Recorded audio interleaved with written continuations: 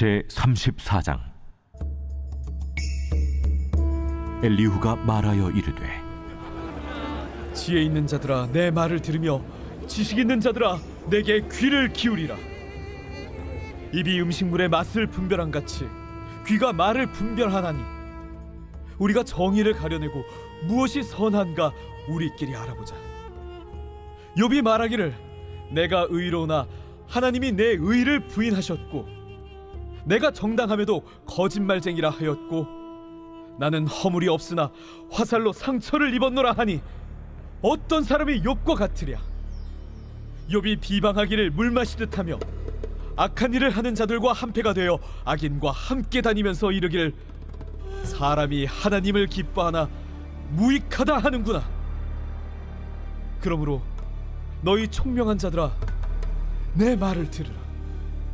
하나님은 악을 행하지 아니하시며 전능자는 결코 불의를 행하지 아니하시고 사람의 행위를 따라 갚으사 각각 그의 행위대로 받게 하시나니 진실로 하나님은 악을 행하지 아니하시며 전능자는 공의를 굽히지 아니하시느니라. 누가 땅을 그에게 맡겼느냐? 누가 온 세상을 그에게 맡겼느냐? 그가 만일 뜻을 정하시고 그의 영과 목숨을 거두실진데 모든 육체가 다 함께 죽으며 사람은 흙으로 돌아가리라. 만일 내가 총명이 있거든 이것을 들으며 내 말소리에 귀를 기울이라. 정의를 미워하시는 이시라면 어찌 그대를 다스리시겠느냐? 의롭고 전능하신 이를 그대가 정죄하겠느냐?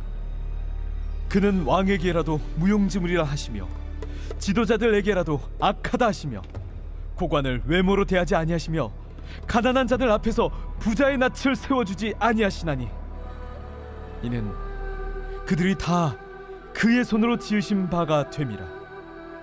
그들은 한밤중에 순식간에 죽나니 백성은 떨며 사라지고 세력 있는 자도 사람의 손을 빌리지 않고 제거함을 당하느니라.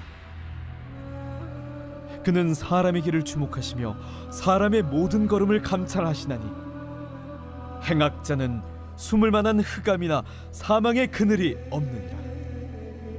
하나님은 사람을 심판하시기에 오래 생각하실 것이 없으시니 세력 있는 자를 조사할 것 없이 꺾으시고 다른 사람을 세워 그를 대신하게 하시느니라. 그러므로 그는 그들의 행위를 아시고 그들을 밤사이에 뒤집어 엎어 흩으시는도다. 그들을 악한 자로 여겨 사람의 눈앞에서 치심은 그들이 그를 떠나고 그의 모든 길을 깨달아 알지 못함이라. 그들이 이와 같이 하여 가난한 자의 부르짖음이 그에게 상달하게 하며 빈궁한 사람의 부르짖음이 그에게 들리게 하느니라. 주께서 침묵하신다고 누가 그를 정죄하며 그가 얼굴을 가리신다면 누가 그를 배울 수 있으랴. 그는 민족에게나 인류에게나 동일하시니 이는 경건하지 못한 자가 권세를 잡아 백성을 올가매지 못하게 하려 하심이니라. 이번 한 주간도 하나님과 동행하시면서 큰 은혜와 평강을 누리시기를 주님 이름으로 축복합니다. 욥기의 전반부는 욥의 고난에 대해서 말씀하고 있습니다. 그러다가 욥의 세 친구와의 대화가 전개가 되면서 32장부터 엘리후라고 하는 사람이 나옵니다. 이제부터 엘리후라는 사람의 변론이 나오는데 그 변론 가운데 34장 4절 말씀에 보니까 엘리후가 이런 말을 하고 있습니다. 4절입니다. 우리가 정의를 가려내고 무엇이 선한가 우리끼리 알아보자. 엘리후가 이렇게 말했습니다.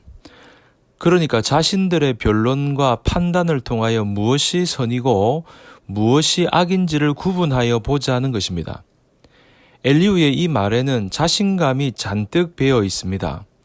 그는 자신이 선악을 가릴 수 있다고 생각했습니다. 그는 욥이 악하다는 것을 증명할 수 있다고 생각한 것입니다. 그런데 우리끼리 알아보자. 그의 말을 통해 알 수 있는 것처럼 엘리후는 선악의 판단 기준을 인간, 특히 자기 자신에게 두었다는 사실입니다. 그는 자기의 관점, 자기의 생각에 근거하여 선악을 판단하려 했고 그러한 기준으로 욥에 대하여 판단한 것입니다. 욥의 친구들이 자기들의 기준으로 욥을 악하다고 판단한 것처럼 엘리후도 자기의 기준으로 욥이 악한 것으로 판단했다는 것입니다. 그러면 과연 엘리후의 판단은 옳았습니까? 욥이 악한 사람이었습니까? 그렇지 않죠. 욥이 친구들과의 논쟁 과정에서 자기의 의를 지나치게 주장하는 과오를 범하기는 했지만 사실 욥은 하나님께서 인정하실 만큼 의로운 사람이었습니다. 여러분, 이러한 사실이 우리에게 보여주는 것이 무엇입니까? 인간은 선악의 판단 기준이 될 수 없다는 겁니다. 사실 인간은 그 마음이 부패해서 생각하는 것이나 말하는 모든 것이 악합니다. 그러므로 인간에게는 사실 선이라는 것이 없습니다. 그러한 존재인 인간이 선악을 판단하는 것 자체가 우스운 일입니다. 물론 인간에게는 양심이라는 것이 있어서 그것을 통하여 나름대로의 선악의 개념을 가지고 있습니다. 그래서 선이라고 생각하는 것을 장려하고 악이라고 생각하는 것을 경계합니다.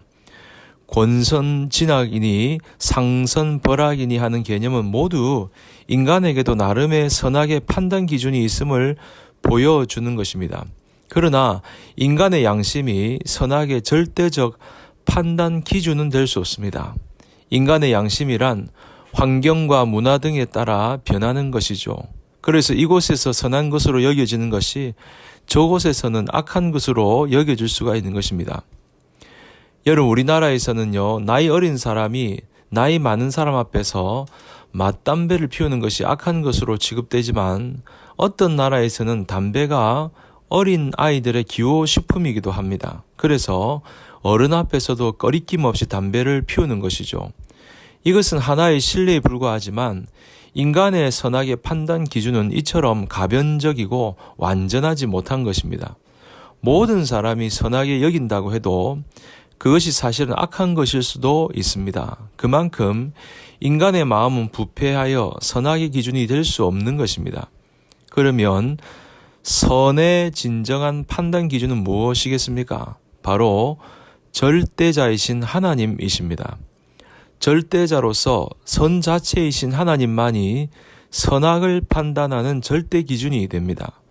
이 하나님께서는 마지막 날 선악간의 사람들을 판단하여 영생과 영벌을 정하실 것입니다. 그러므로 우리는 우리 인간의 선악의 판단의 기준을 가지고 선악을 함부로 판단한다면 우리는 욥의 친구나 엘리후처럼 심각한 오류를 범할 수 있는 것입니다. 그래서 성경은 그러므로 때가 이르기 전에 곧 주께서 오시기까지 아무것도 판단치 말라. 그가 어두움에 감추인 것들을 드러내고 마음의 뜻을 나타내시리니 그때에 각 사람에게 하나님께로부터 칭찬이 있으리라. 그런즉 우리가 다시는 서로 판단하지 말고 도리어 부딪힐 것이나 거칠 것으로 형제 앞에 두지 아니할 것을 주의하라. 이처럼 성경은 권면하고 있습니다. 물론 우리는 하나님의 말씀에 입각하여 선악을 판단하고 그에 따라 행동해야 하는 것입니다. 또 자기 자신에 대해서도 엄격하게 선악을 판단하여 악을 버리고 선을 쫓아야 합니다. 그러나 다른 사람을 판단하는 일만큼은 오직 선악의 절대 기준이 되시는 하나님께 맡기고 스스로 판단하는 잘못을 범해서는 안 될 것입니다. 그러므로 선악의 절대 기준이 되시는 하나님께 모든 것 맡기고 스스로 다른 사람을 판단하는 잘못을 범하지 않는 저와 여러분 모두가 될 수 있기를 주님 이름으로 축복합니다.